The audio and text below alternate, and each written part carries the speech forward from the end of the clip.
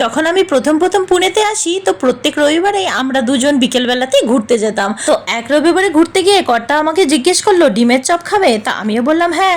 আমাকে বললো যাও তুমি হোটেলের ভেতরে গিয়ে বসো, আমি অর্ডারটা দিয়ে আসি। ও অর্ডার দিয়ে আসলো, খানিকক্ষণ পরে আমাদের টেবিলে ডিমের চপের প্লেটটা আসলো। তো আমি ওকে বললাম এই চপগুলো এরকম লাগছে কেন, আমাদের যেরকম কলকাতায় পাওয়া যায় ডিমের ডেবে সেরকম কেন না।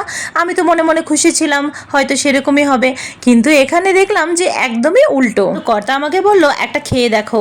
খাওয়ার পর দেখলাম যে না ভালোই তো লাগছে। খাওয়া দাওয়ার পর তো ঘরে চলে আসলাম, কেননা তখন আর জিজ্ঞেস করার মতো সাহস বা হিন্দি কথা দুটোর মধ্যে একটাও বলতে পারতাম না যে হোটেলের লোকটাকে জিজ্ঞেস করব কিভাবে বানিয়েছো। একদিন পাশের ফ্ল্যাটের ভাবির সাথে কথা বলতে বলতে মাথায় আমার তো ওই ডিমের চপে ঘুরঘুর করছিল, তখন ওনাকে জিজ্ঞেস করলাম যে তুমি কি এটা রেসিপি জানো, তো উনি বললো হ্যাঁ। ওনার কাছে রেসিপি জানার পর আমি এটা অনেকবার বানিয়ে খেয়েছি। তো চলো আজকে এটা ভালো লাগলে সাবস্ক্রাইব করে সাথে থেকে আবার কালকে দেখা হবে।